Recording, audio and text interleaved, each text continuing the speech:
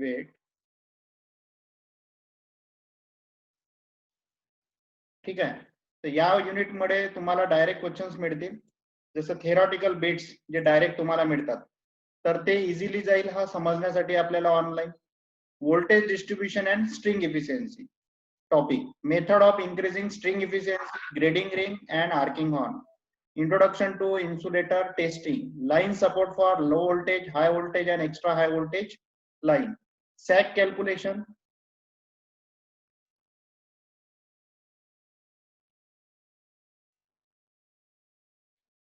sag calculations and string characteristics. Similarly, आता आपण हे बघू शकतो की main component of overhead transmission line. Main component कुठले कुठले लाईन मधले, तर पहिला राहील conductors, support, insulator and cross arm. Conductor तर माहितच आहे तुम्हाला, which carry the electrical power from sending end station to receiving end. Support which may be poles और टावर्स अँड सगळ्यांनी आधीच ऍडमिट होऊन जा.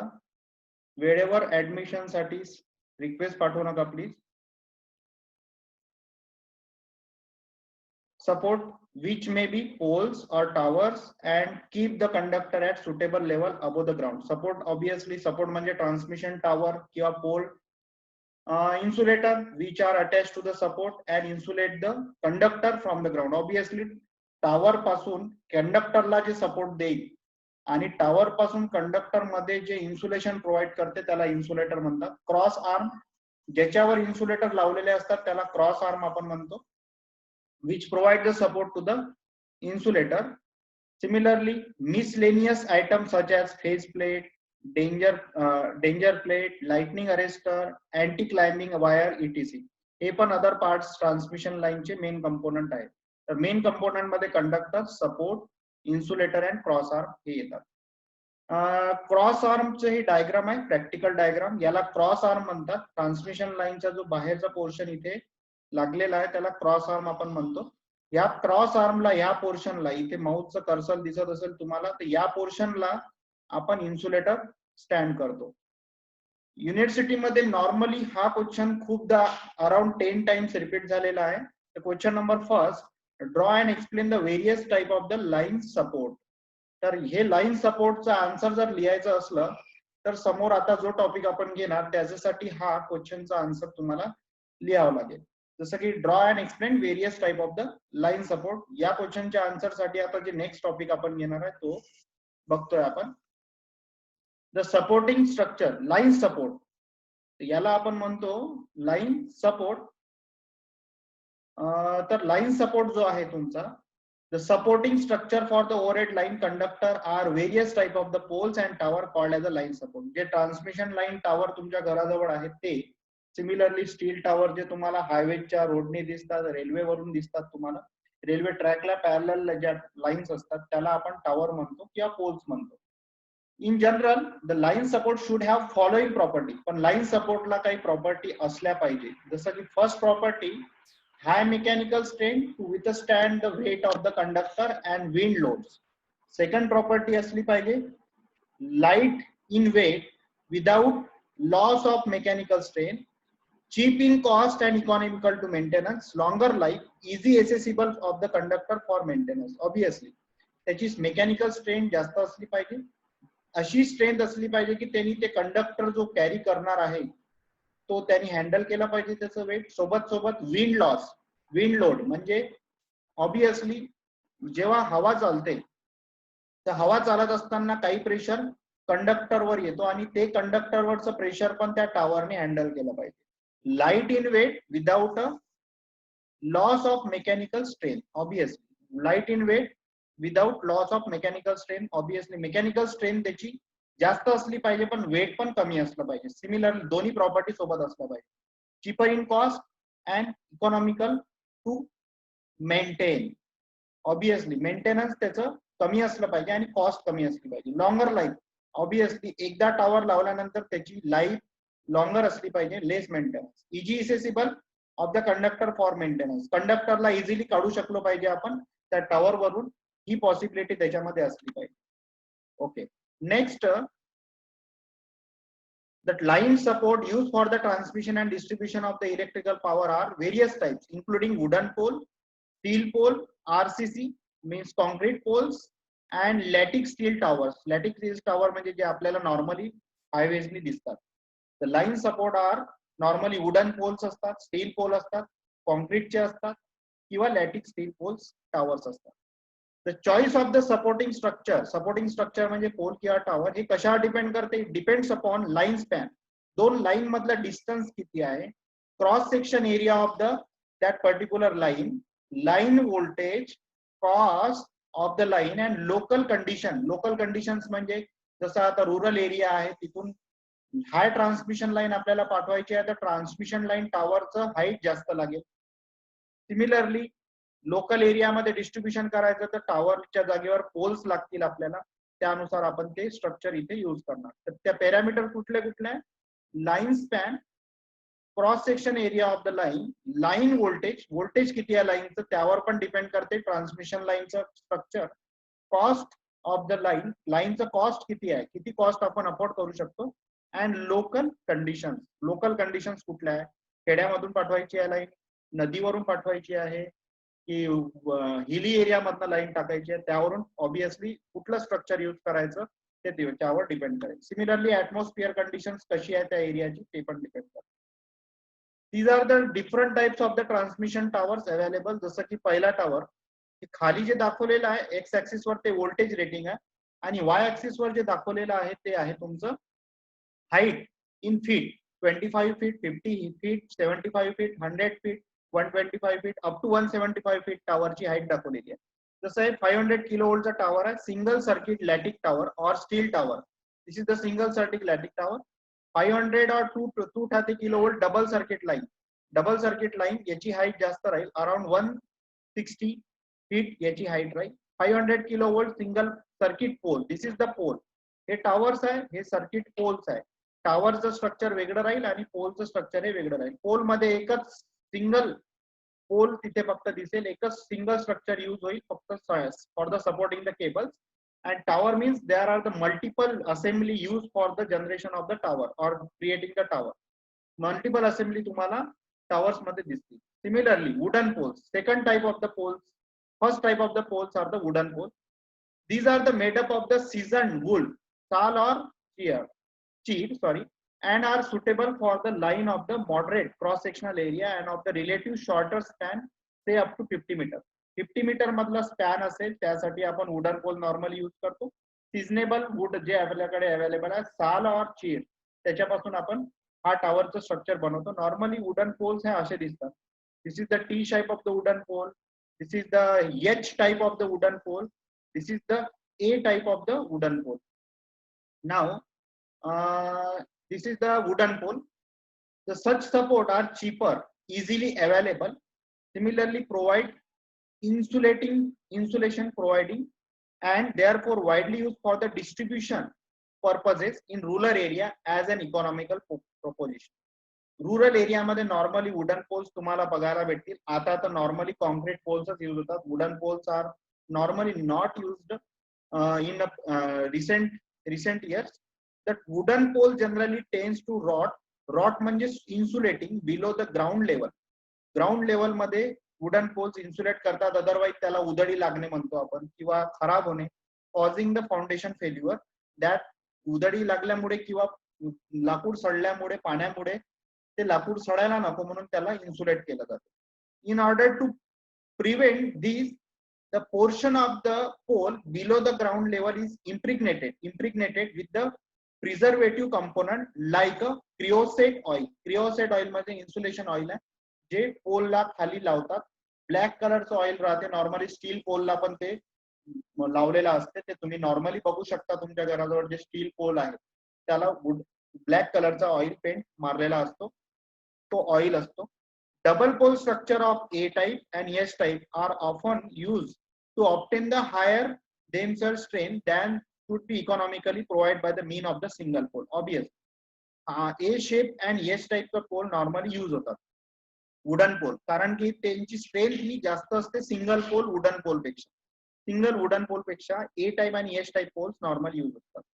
This is the normal structure of the A type and H type wooden pole.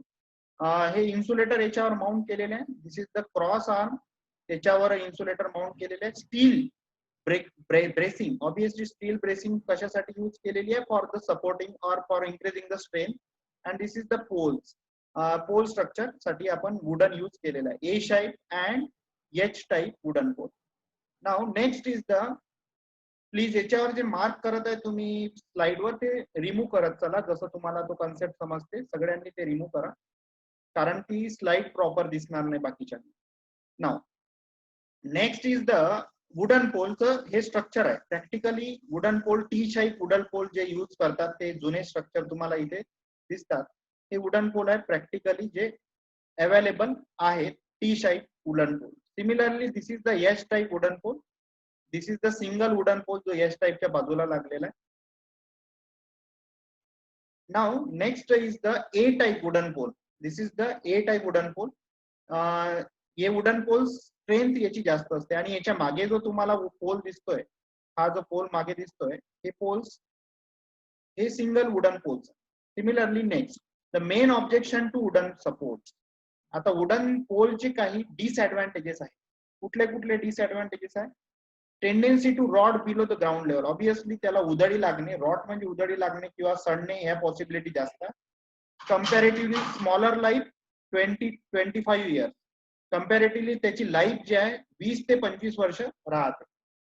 Cannot be use for the voltage higher than 20 kilovolt. Voltage 20 किलोवोल्टच्या वर जर असेल तर आपण वुडन पोल यूज नाही करू शकत, कारण वुडन हा मॉइश्चर कंडिशन्स मुळे त्याची इन्सुलेशन प्रॉपर्टी लॉस करतो. त्यामुळे वुडन पोल नॉर्मली आपण यूज करत नाही. Less mechanical strength. Mechanical strength obviously wooden पोलची कमी राहते. मेकॅनिकल स्ट्रेंथ ही वुडन पोलची कमी राहते. And required periodical inspection. Required periodical inspection लागतो याच्यासाठी. वेट मिनिट, 2 मिनिटं वेट करा.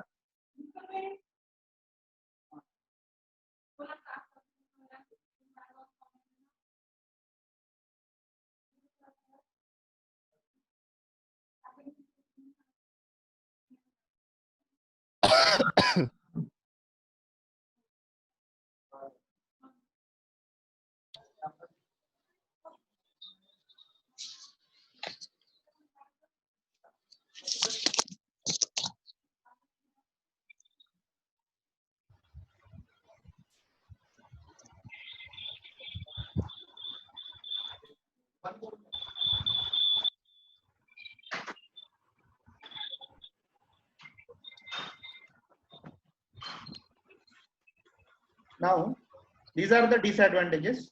Tendency to rot म्हणजे तो लाकूड खालून बॉटम बाजूला सोडू शकतो. स्मॉलर लाईफ ऑब्वियसली 20 to 25 इयरच्या वर आपण त्याला यूज नाही करू शकत. Cannot be use for the voltage higher than 20 kilovolt. Obviously moisture पकडून ठेवतो वुडन, त्यामुळे तो आपण 20 किलोवोल्टच्या वर यूज नाही करू शकत. मेकॅनिकल स्ट्रेंथ ऑब्वियसली त्याची कमी राहील. विंड कंडिशन मध्ये तो तुटू शकतो. And required periodical inspection. Obviously तो सडतोय की खराब झाला आहे की नाही, त्याचं स्ट्रेंथ कशी आहे ते नॉर्मली चेक करत राहावं लागेल. Next steel pole. Next is the steel pole. Poles आणि टावर याच्यामध्ये डिफरन्स एवढाच आहे की पोल म्हणजे एक सिंगल स्ट्रक्चर राहील, त्याच्यावर क्रॉस आर्म अटॅच राहतील. टावर म्हणजे ज्याच्यामध्ये मल्टिपल स्ट्रक्चर यूज करून आपण त्याला बनवलेलं असेल त्याला टावर म्हणतो. The steel poles are often used as a substitute for the wooden pole. Steel pole आता normally use होतात wooden pole चं substitute म्हणून. They possesses greater mechanical strength, longer life and permit longer span to be used. Obviously, दोन tower मधला distance पण आपण जास्त ठेवू शकतो, कारण स्टील पोलची स्ट्रेंथ ही जास्त असते. Such pole are generally used for the distribution purpose in the cities. Distribution म्हणजे ऑब्वियसली इलेक्ट्रिसिटी ट्रान्समिशन टावर पासनं सबस्टेशन पासनं आपल्याला घरी पोहोचवण्यासाठी जे पोल्स नॉर्मली यूज होतात ते नॉर्मली स्टील पोल्सच असतात. This type of the support need to be galvanized or painted in the order to prolong its life. Obviously त्या गॅल्वनाइज पेंट त्याच्यावर और पेंट केलेला असतो. ते पोल सडायला नको, त्याची लाईफ वाढण्यासाठी ते पेंट केलेले असतात. Steel pole are rail poles, tabular poles and roll steel joint. याचे वेगळे वेगळे टाइप्स आहे. मी सांगू शकतो रेल पोल्स जे आहे याला रेल पोल्स म्हणतात. सॉरी, राऊंड पोल जो म्हणतो आहे, राऊंड आहे, टॅब्युलर पोल जो आहे तो हा टॅब्युलर पोल आहे. त्याच्यानंतर रेल पोल जो आहे हा याला रेल पोल जो फर्स्ट वाला आहे, फर्स्ट तो रेल पोल आहे. सिमिलरली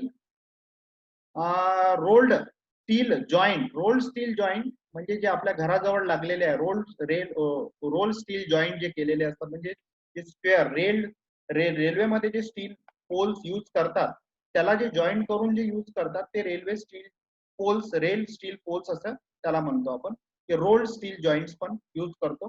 तर rail poles, tabular poles and roll steel joint. Tabular poles हा टॅब्युलर पोल आहे, सिंगल टॅब्युलर पोल तुम्हाला दिसतो, टॅब्युलर स्ट्रक्चर मध्ये तो राहतो. Next is the RCC pole, reinforce concrete pole. RCC पोलचा फुल फॉर्म आहे reinforce concrete poles have become very popular as line support in recent year. RCC poles are normally recent year मध्ये normally use होतात, but they have greater mechanical strength, longer life and permit longer span than the steel pole. Steel pole पेक्षाही longer span याच्यामध्ये आपण use करू शकतो. सगळ्यात कमी 2 pole मध्ये स्पॅन डिस्टन्स हे वुडन मध्ये राहील, त्याच्यानंतर स्टील पोल मध्ये राहील, आणि सगळ्यात जास्त डिस्टन्स आपण आरसीसी पोल मध्ये ठेवू शकतो. Moreover they give good outlook, require little maintenance and have good insulating property. Obviously दिसायला बरे आहे, मेंटेनन्स कमी आहे, एक वेळा लावलं की ते सडणार नाही, जमणार नाही, त्याला पेंट करायची गरज नाही. This is the normally concrete structure poles. आता हा सिंगल पोल आहे आणि याच्या डबल सर्किट लाईन यूज केलेली आहे. पहिल्या पोलवर सिंगल सर्किट लाईन यूज केलेली आहे आणि दुसरा पोल जो आहे तो पण कॉन्क्रीट पोलच आहे ज्याच्यामध्ये डबल सर्किट लाईन यूज केलेली आहे. Now figure 2 shows the RCC pole for the single and double circuit. The holes in the pole facilitate the climbing of the pole and at the same time reduce the weight of the line.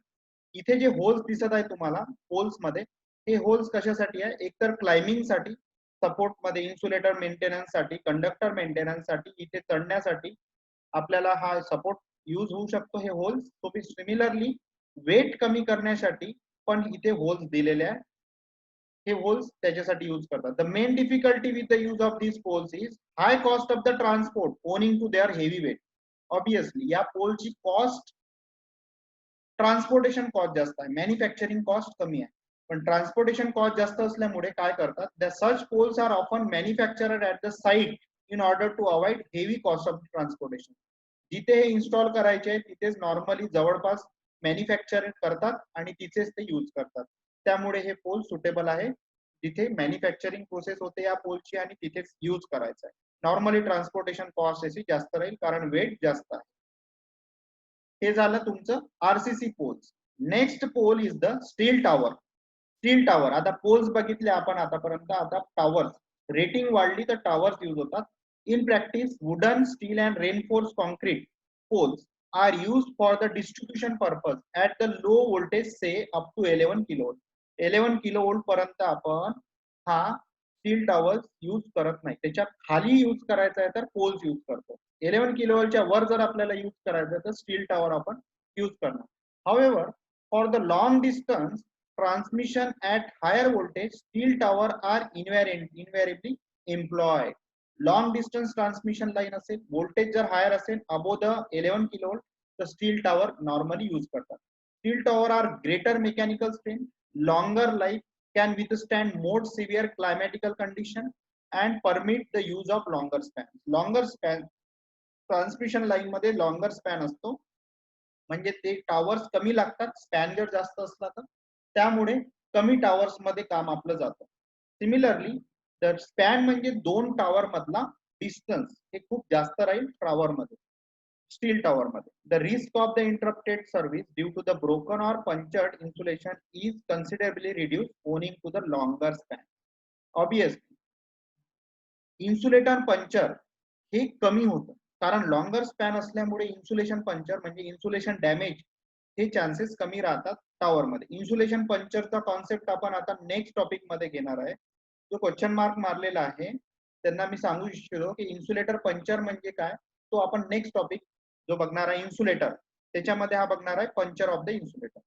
Tower footing are usually grounded by driving rod into the earth which minimize the lightning trouble as each tower act as a lightning conductor.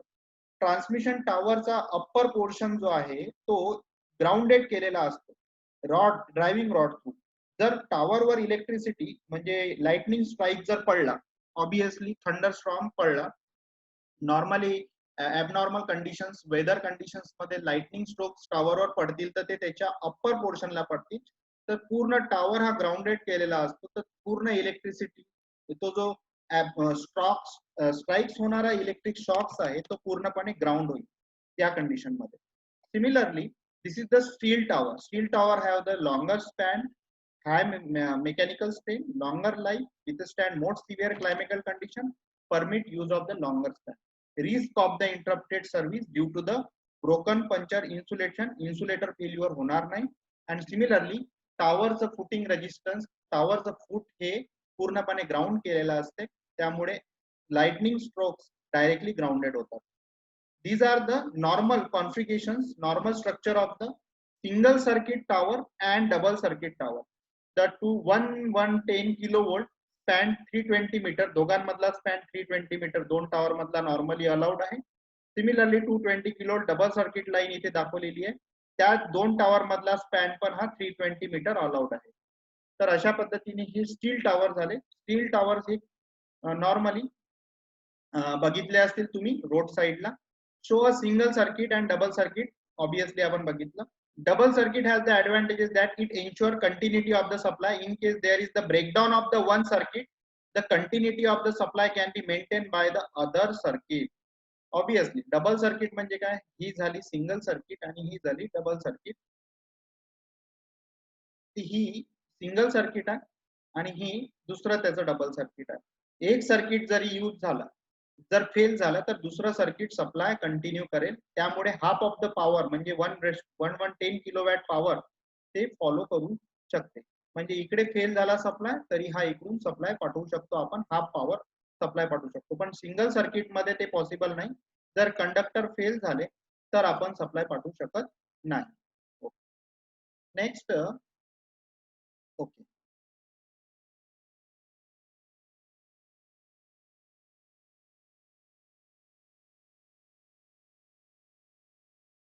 next slide is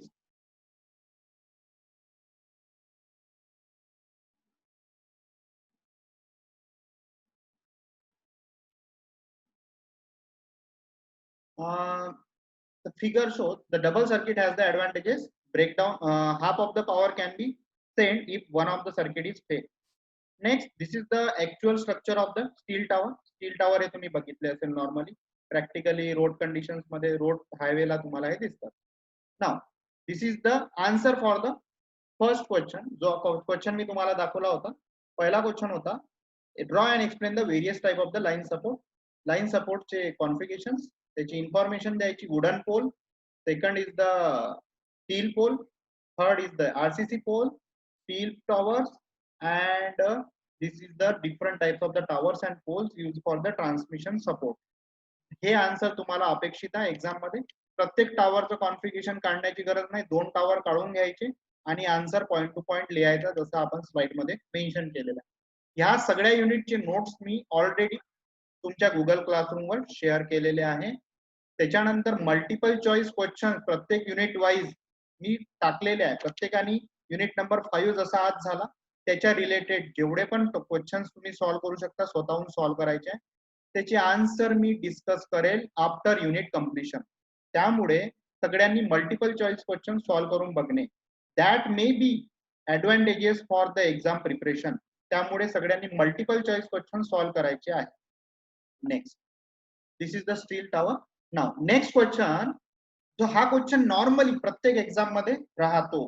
पहिला हा question वेगळ्या वेगळ्या मेथडने विचारू शकतात. पहिला, explain the various type of the insulator with suitable diagram, किंवा what are the various type of the insulator use for the overhead line, explain any one in detail with neat sketch. कोणताही एक discuss करायचा. Explain various type of the insulator use for the overhead transmission line, और explain pin type insulator use for the overhead line with neat sketch, और draw and explain various type of the line insulator. अशा पद्धतीने हे वेगळ्या वेगळ्या मेथडनी question विचारतो आणि प्रत्येकाचा आन्सर एकच आहे. आता जे आपण डिस्कस करणार, सपोज पिन टाइप इन्सुलेटर विचारलं तर फक्त तुम्हाला त्याचाच आन्सर लिहावं लागेल. अँड जर सस्पेन्शन टाईप इन्सुलेटर म्हटलं तर तेच विचारावं लागतं, त्याचाच आन्सर तुम्हाला लिहावं लागेल डिपेंडिंग ऑन क्वेश्चन काय विचारतात त्यानुसार. आणि जर सगळ्या टाईपचे इन्सुलेटर डिस्कस करा म्हणतात तर तुम्हाला सगळ्या टाईपचे इन्सुलेटर जर तुम्हाला डिस्कस करायला सांगतात तर तुम्हाला प्रत्येक इन्सुलेटरचं थोडं थोडं त्या एक्झाम मध्ये लिहावं लागेल डिपेंडिंग ऑन किती मार्क्स साठी तो क्वेश्चन विचारला. 8 to 10 मार्क्स साठी विचारला तर मॅक्झिमम आन्सर अटेंड करा, 5 मार्क्स साठी विचारला तर एकच इन्सुलेटर एक्सप्लेन करा, डिपेंड करते मार्किंग किती आहे. नाव प्लीज सगळ्यांनी हे स्लाइड वरचं डिलीट करा, इरेज करा please. Now next topic is the insulator. Next topic is insulator. What is the insulator? Insulator, the overhead line conductor should be supported to the pole or tower in a such a way that current from the conductor could not flow to the earth to the support. That is, line conductor must be properly insulated from the support. Obviously, हे सगळ्यांना समजलं का? जर tower तुम्ही बघितला, हा टावरचं structure बघितला, हे इथे इन्सुलेटर लागलेले, हे इन्सुलेटर जे लागलेले आहे हे इन्सुलेटर लागलेले आहे इथे. हे इन्सुलेटर जर आपण इन्सुलेटर नाही लावले डायरेक्ट केबल जर टावरला लावले तर ऑब्विसली केबल लाईव्ह केबल हा डायरेक्ट टावरला कनेक्ट राहील आणि टावर हा डायरेक्ट ग्राउंडेड होईल. टावर ग्राउंडेड राहिल्यामुळे पूर्ण सप्लाय हा ग्राउंडेड होईल. म्हणून इन्सुलेटरचं काम काय, सपोर्ट करणे केबलला, सोबत सोबत टावरचा क्रॉस आर्म पासनं केबलला, सगळ्यांना इथे दिसत असेल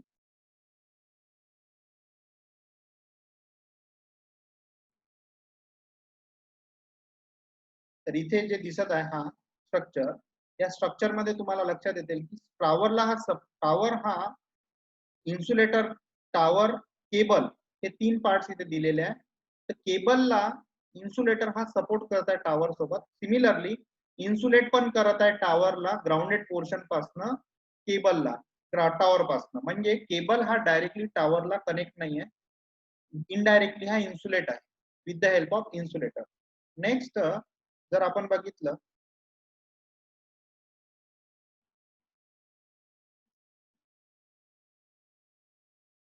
क्वेश्चन नंबर सेकंड आपण डिस्कस करतोय. The overhead line conductor should be supported only poles or tower in a such a way that current flow from the conductor do not flow through the support. That is, line conductor must be properly insulated from the support. This is the achieved by the secure line conductor to support with the help of insulator. Insulator म्हणतात त्याला. इन्सुलेटरच्या थ्रूच हे possible आहे. टावरला आपण isolate करू शकतो live conductor पासून.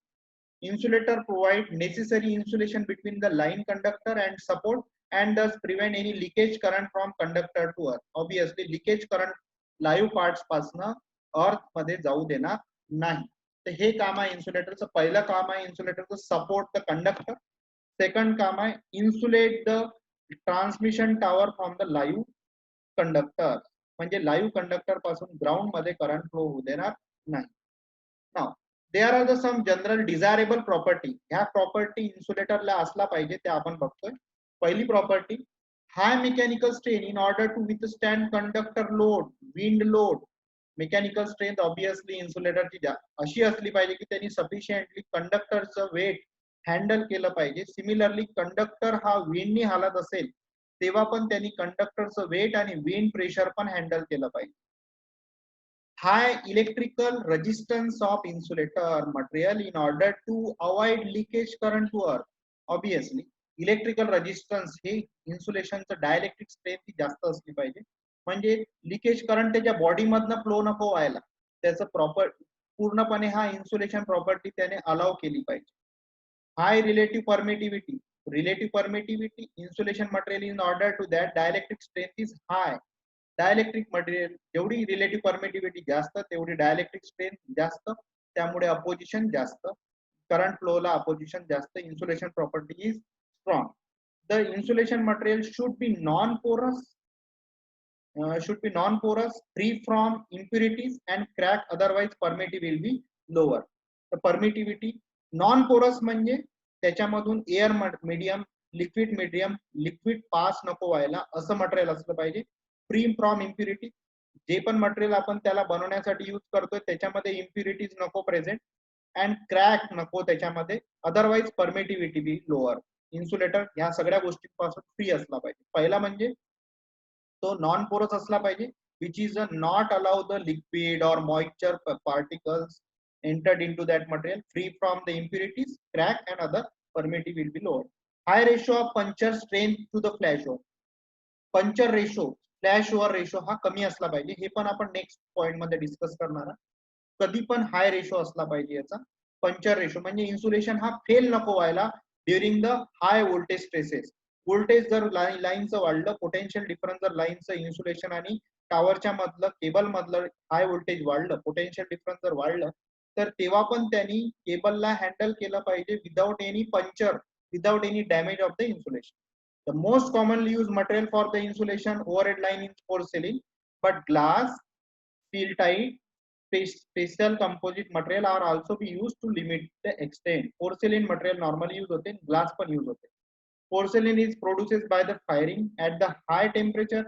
A mixture of kaolin, feldspar and quartz are used for the porcelain material. It is also it is also stronger mechanical than glass, give less trouble from leakages and less affected by the chance of the changes of the temperature. Temperature जरी change झालं तरी पोर्सेलेन मटेरियलला कुठलाच effect होत नाही. which handle the high temperature, which handle the low temperature also. त्यामुळे porcelain material normally use होतं for the manufacturing of the insulator. Now हे होतं आतापर्यंत इन्सुलेटरचं. There are the different types of the insulator available. Pin type, suspension type, strain insulator and shackle insulator. तर हा topic आपण next lecture मध्ये discuss करू. आता 12 वाजता तुमचा नेक्स्ट लेक्चर आहे, तर आपण आता हा लेक्चर स्टॉप करूया इथे आणि आता तुम्हाला नसीम सरचं लेक्चर डिस्कस करायचं आहे. Okay, thank you. तर सगळ्यांनी नसीम सरांचा लेक्चर आता जॉईन करायचा. टेक्निकल प्रॉब्लेम आल्यामुळे आपला लेक्चर लेट चालू झाला. तर सगळ्यांना एक रिक्वेस्ट आहे की लेक्चर चालू व्हायच्या आधी 5 मिनिटं आधीच मला रिक्वेस्ट पाठवायची आहे ऍडमिट करायसाठी. ठीक आहे, सगळ्यांना धन्यवाद. Thank you. Thank you sir. Thank you sir. Thank you sir. बंड सर का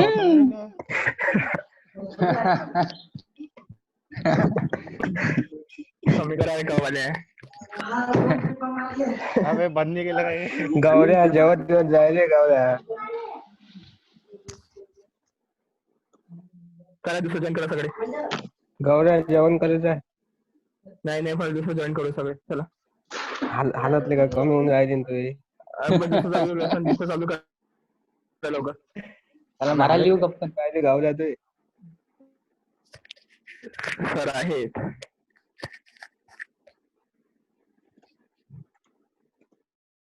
गौऱ्या बोल ना. गेला का रे गौऱ्या? Bye bye sir. Bye sir. धन्यवाद सर.